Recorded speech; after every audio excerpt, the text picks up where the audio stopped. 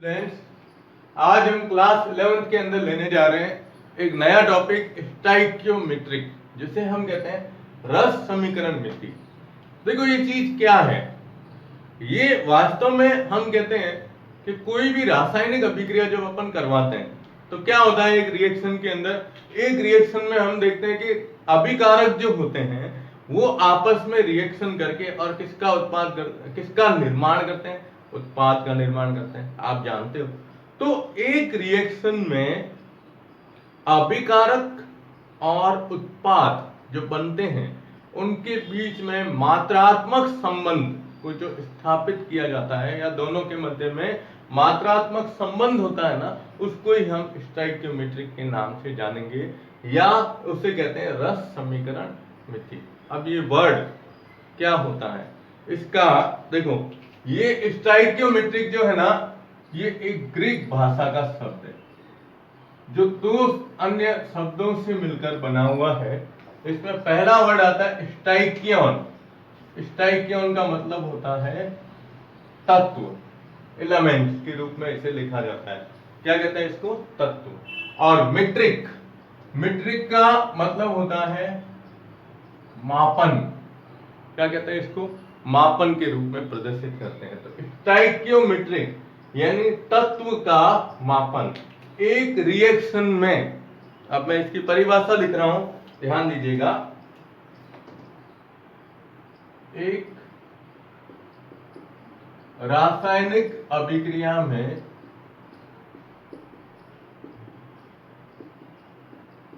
अभिकारक जब क्रिया कर उत्पाद का निर्माण करते हैं,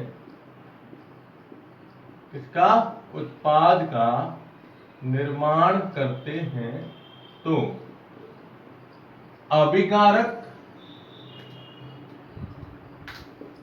क्या कह रहा हूं मैं, अभिकारक और उत्पाद के मध्य, उत्पाद के मध्य मात्रात्मक संबंध,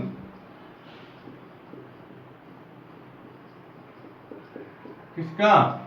मात्रात्मक यानी मात्रा के रूप में मात्रात्मक संबंध जो होता है, उस मात्रात्मक संबंध को स्थापित करना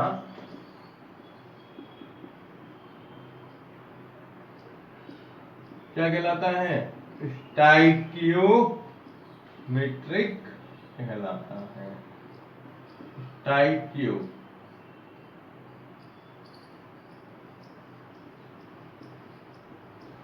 ये इसकी क्या है? परिभाषा है।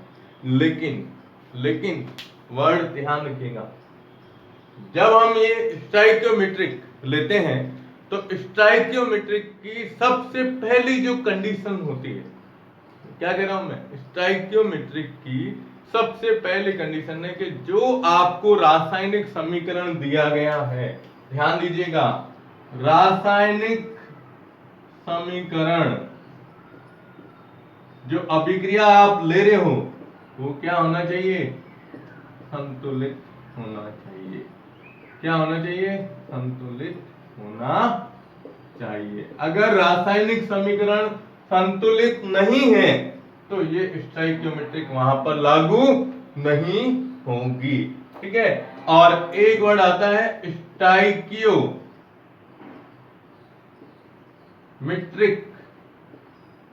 गुणांक। क्या लेते हैं? स्टाइक्योमेट्रिक गुणांक।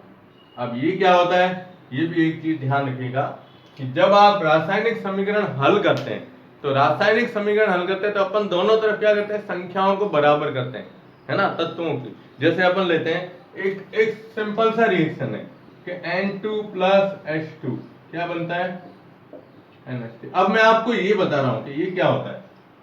आप समीकरण लिखो, फिर आप समीकरण को क्या करो? हल करो। अब समीकरण को हल कर रहे हो तो देखो, इधर नाइट्रोजन 2 है, इधर कितना है? 1 है, तो इसके आगे क्या लिखते हो? 2। अब जैसे ही नाइट्रोजन बराबर हुई, हाइड्रोजन में चेंज आया, हाइड्रोजन इधर हो रहे हैं 2 इंटू 3 कितने हुए 6, इधर कितने 2, तो इसके आगे क्या लिखूंगे, ये समीकरण संतुलित हो गए। तो समीकरण संतुलित करने के बाद जो ये संख्याएं होती है, ये है, इन संख्याओं को अपन क्या कहते हैं, स्टोइकियोमेट्रिक गुणांक के नाम से जानेंगे।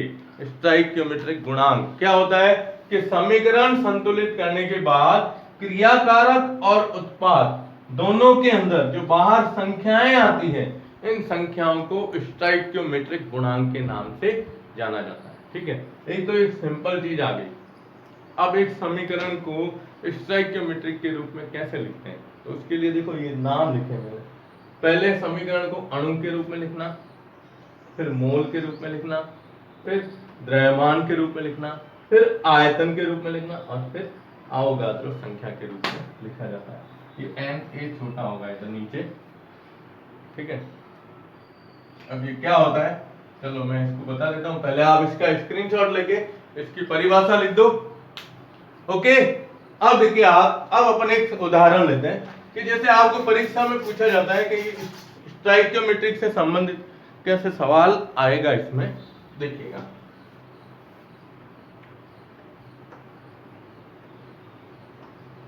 आपको सवाल देंगे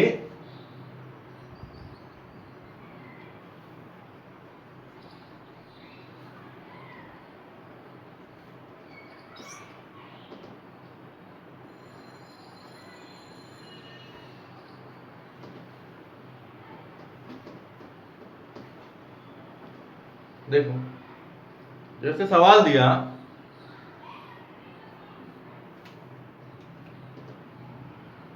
मेथेन,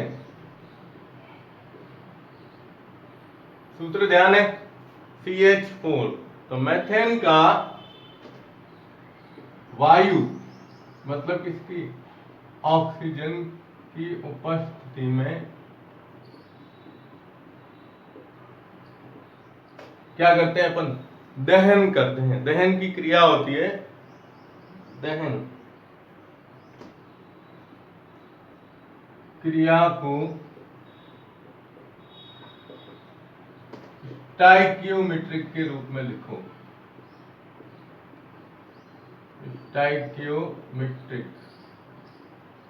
के रूप में लिखो। अब ये आपको सवाल दे दिया। ठीक है, अब इसको कैसे लिखते हैं, तो मैंने कहा ना, जब आप स्टोइकियोमेट्रिक लिखते हो तो सबसे पहले आपका काम है समीकरण लिखना। मेथेन को क्या लिखते हैं अपन, CH4। ठीक है, दहन कर रहे हो ऑक्सीजन, इसमें यहां लिखा जाता है दहन। तो जब आप इसका दहन करते हो तो कार्बनिक यौगिक का जब दहन करते हैं तो क्या बनता है, कार्बन डाइऑक्साइड और जल वाष्प बनती है। तो आप इसको लिखते हो CO2 प्लस H2O के रूप में। अब समीकरण संतुलित कीजिएगा, समीकरण संतुलित करो, क्या लिखेंगे, देखो आप, इधर हाइड्रोजन 4 है, इधर हाइड्रोजन 2 है, तो सबसे पहले हाइड्रोजन को संतुलित कर दो। ठीक है, अब देखिए आप, कार्बन 1, हाइड्रोजन 4, अब पीछे बात आती है ऑक्सीजन की। इधर ऑक्सीजन 2 है और इधर ऑक्सीजन है 2 और 2 कितने, 4, तो इसके आगे आप क्या लिख दोगे, 2O2। ठीक है, अब ये तो हमारा समीकरण हो गया। अब इसको स्टोइकियोमेट्रिक के रूप में लिखना है, तो पहला मैं बताता हूं आपको किसके रूप में, अणु के रूप में। पहला किसके रूप में लिखना है, अणु के रूप में। देखो लैंग्वेज आपको बनानी है। मेथेन का कितना अणु है, 1, तो ये 1 अणु। ठीक है, ऐसे ही लिखना है। फिर ऑक्सीजन के कितने अणु हैं, 2 लिखा हुआ है ना, तो ये 2 अणु। आप क्या कर रहे हो, इसका दहन कर रहे हो। ठीक है, तो ये हमने लिख दिया दहन। अब दहन करने पर कार्बन डाइऑक्साइड का कितना अणु है, 1 अणु, और जल के कितने अणु है, ये 2 अणु। बस ऐसे आपको इसमें बताना है। लेकिन जब लैंग्वेज लिखेंगे तो लैंग्वेज क्या लिखते हैं, देखो आप, एक अणु, ध्यान से सुनिएगा, एक अणु मीथेन का दहन करने के लिए 2 अणु ऑक्सीजन की क्या होती है, आवश्यकता होती है। और जब इसका दहन किया जाता है तो दहन करने पर एक अणु कार्बन डाइऑक्साइड और 2 अणु किसके प्राप्त होते हैं, जल वाष्प के प्राप्त होते हैं। ये इसकी पूरी लैंग्वेज है। आपको पूरी लैंग्वेज लिखनी है साथ में, मैंने यहां केवल इसको अणु के रूप में बताया है, आप नीचे लैंग्वेज लिखोगे पूरी, ठीक है। फिर हम किसके रूप में लिखते हैं, मोल के रूप में। देखो ये सेम ही है, किसके रूप में, अब मोल के रूप में। ये 1 मोल, ये 2 मोल, फिर आपने इसका क्या किया है, दहन किया, तो ये 1 मोल और ये 2 मोल। अब क्या लैंग्वेज बना सकते हो आप, 1 मोल का मीथेन का दहन करने पर 1 मोल कार्बन डाइऑक्साइड और 2 मोल क्या प्राप्त होती है, जल वाष्प प्राप्त या जल प्राप्त होता है। इसके लिए या मीथेन के दहन के लिए हमें कितने मोल, 2 मोल ऑक्सीजन की आवश्यकता होती है। इस तरीके से इसको लिखना है, ठीक है। अब तीसरा है द्रव्यमान, इसको थोड़ा अपन अलग करते हैं। देखिए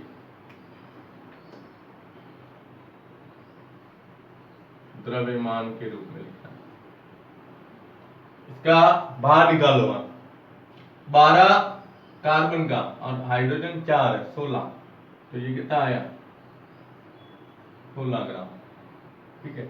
अब ऑक्सीजन के एक परमाणु का द्रव्यमान कितना होता है, 16 होता है। यहां ऑक्सीजन कितने हैं, 4, तो 16 इंटू 4 करो, कितना हुआ, 64 ग्राम, 16 चौक 64। क्या किया आपने, दहन किया इसका।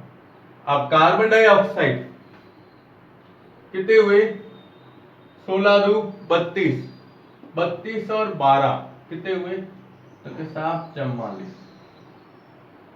ठीक है। और इधर आ जाएगा, जल के एक अणु का भार होता है 18, जल के 2 है, इसलिए कितने हो जाएंगे, 36 ग्राम। अब इसकी लैंग्वेज बनाओ, क्या बनेंगे कि 16 ग्राम मीथेन का दहन करने पर 44 ग्राम CO2 और 36 ग्राम क्या प्राप्त होती है, जल वाष्प प्राप्त होती है। इसके लिए हमें कितने ग्राम, 64 ग्राम ऑक्सीजन की आवश्यकता होती है। ऐसे इसकी लैंग्वेज बनानी है, ठीक है। और जब आयतन की बात करते हैं तो आयतन में सीधा लिखेंगे, 22.4 लीटर होता है, तो एक अणु है तो कितना आया, 22.4 लीटर। ठीक है, इसके लिए मीथेन के लिए।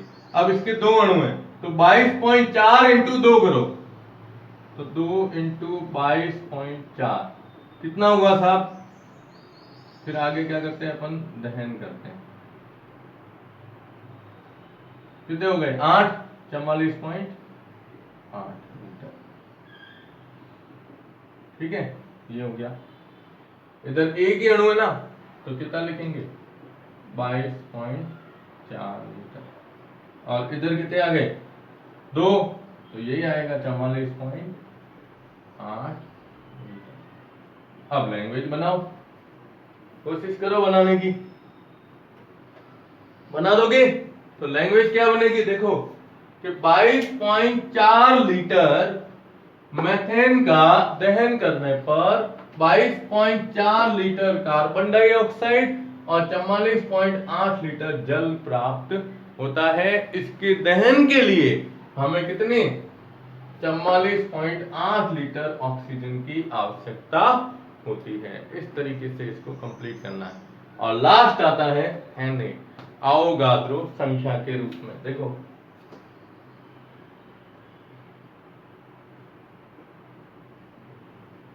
अब ये तो सीधा लिखना है, इसमें एक अणु है तो सीधा लिख दो Na, 1 इंटू Na। इसमें कितने अणु हैं, 2, तो 2 इंटू Na। क्या किया आपने, इसका दहन, इधर भी क्या आ रहा है, 1 इंटू Na। और इधर आ जाएगा 2 इंटू Na का मान 6.022 इंटू 10 की पावर 23 होता है। क्या है ये?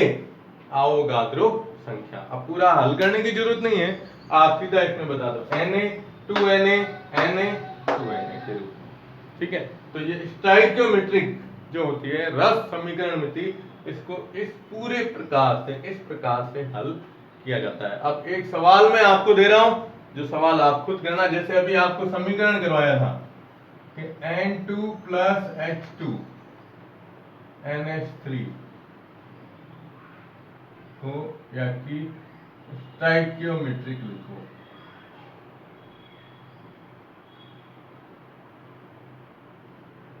ये सेल्फ बता रहा हूं, ये आपको कॉपी के अंदर करना है। ठीक है, कैसे करोगे? पहले समीकरण लिखोगे, फिर समीकरण को संतुलित करोगे, फिर अणु देखो, मोल देखो, ग्राम देखो, लीटर देखो और अवोगाद्रो के रूप में लिखना है। ठीक है, तो आप इसका स्क्रीनशॉट ले लो। ओके, तो आज हमने ये छोटा सा टॉपिक कंप्लीट किया है। अब नेक्स्ट वीडियो जो है ना वो बहुत इंपॉर्टेंट है। ये क्लास 12 के लिए अब आएगा विलियम, जिसमें आप पढ़ोगे मोलरता और मोलरता के बारे में। ठीक है, धन्यवाद।